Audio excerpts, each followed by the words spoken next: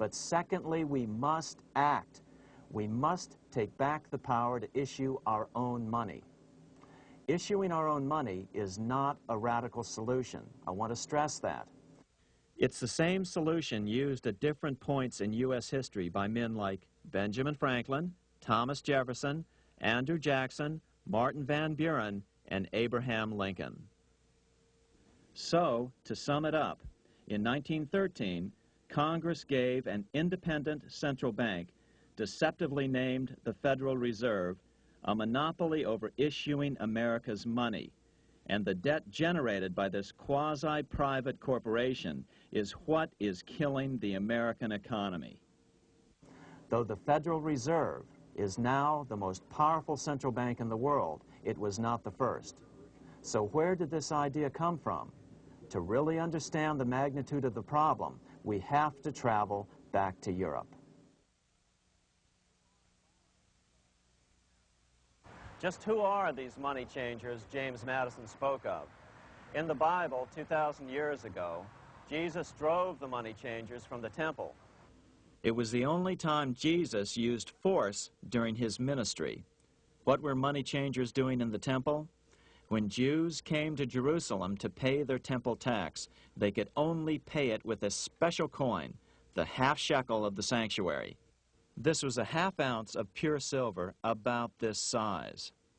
It was the only coin around at that time which was pure silver and of assured weight without the image of a pagan emperor. Therefore, to Jews, the half shekel was the only coin acceptable to God. But these coins were not plentiful. The money changers had cornered the market on them. Then they raised the price, just like any other commodity, to whatever the market would bear. In other words, money changers were making exorbitant profits because they held a virtual monopoly on money. The Jews had to pay whatever they demanded. To Jesus, this totally violated the sanctity of God's house.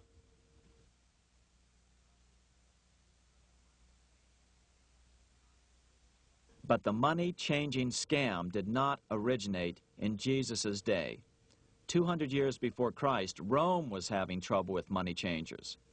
2 early Roman emperors had tried to diminish the power of the money changers by reforming usury laws and limiting land ownership to 500 acres. They were both assassinated.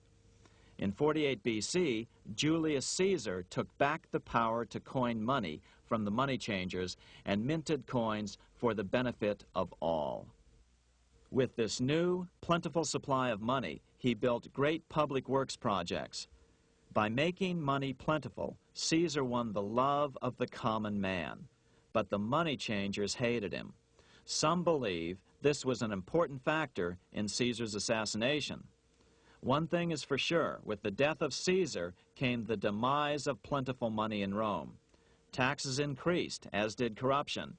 Just as in the case of America today, usury and debased coin became the rule. Eventually, the Roman money supply was reduced by 90%.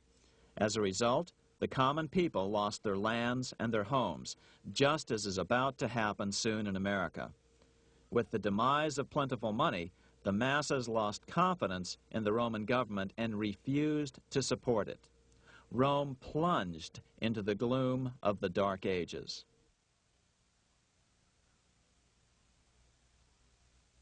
A 1,000 years after the death of Christ, money changers, those who loan out and manipulate the quantity of money, were active in medieval England. In fact, they were so active that acting together, they could manipulate the entire English economy. These were not bankers per se. The money changers generally were the goldsmiths. They were the first bankers because they started keeping other people's gold for safekeeping in their vaults. The first paper money was merely a receipt for gold left at the goldsmith. Paper money caught on because it was more convenient than carrying around a lot of heavy gold and silver coins. Eventually, goldsmiths noticed that only a small fraction of the depositors ever came in and demanded their gold at any one time. Goldsmiths started cheating on the system. They discovered that they could print more money than they had gold, and usually no one would be the wiser. Then they could loan out this extra money and collect interest on it. This was the birth of fractional reserve banking. That is, loaning out many times more money than you have assets on deposit. So, if $1,000 in gold were deposited with them, they could loan out about $10,000 in paper money and draw interest payments on it, and no one would ever discover the deception. By this means, goldsmiths gradually accumulated more and more wealth and used this wealth to accumulate more and more gold. Today, this practice of loaning out more money than there are reserves is known as fractional reserve banking. Every bank in the United States is allowed to loan out at least 10 times more money than they actually have. That's why they get rich on charging, let's say, 8% interest. It's not really 8% per year, which is their income. It's 80%. That's why bank buildings are always the largest in town. But does that mean that all interest or all banking should be illegal? Hardly. In the Middle Ages, canon law, the law of the Catholic Church, forbade charging interest on loans. This concept followed the teachings of Aristotle and St. Thomas Aquinas. They taught that the purpose of money was to serve the members of society, to facilitate the exchange of goods needed to lead a virtuous life. Interest, in their belief, hindered this purpose by putting an unnecessary burden on the use of money.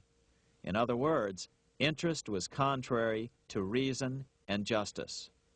Reflecting church law in the Middle Ages, Europe forbade charging interest on loans and made it a crime called usury. As commerce grew, and therefore opportunities for investment arose in the late Middle Ages, it came to be recognized that to loan money had a cost for the lender, both in risk and in lost opportunity. So some charges were allowed, but not interest per se. But all moralists, no matter what religion, condemn fraud, oppression of the poor, and injustice as clearly immoral. As we will see, fractional reserve lending is rooted in a fraud, results in widespread poverty, and reduces the value of everyone else's money. The ancient goldsmiths discovered that extra profits could be made by rowing the economy between easy money and tight money. When they made money easier to borrow, then the amount of money in circulation expanded. Money was plentiful. People took out more loans to expand their businesses. But then the money changers would tighten the money supply. They would make loans more difficult to get. What would happen? Just what happens today. A certain percentage of people could not repay their previous loans and could not take out new loans to repay the old ones. Therefore, they went bankrupt and had to sell their assets to the goldsmiths for pennies on the dollar. The same thing is still going on today.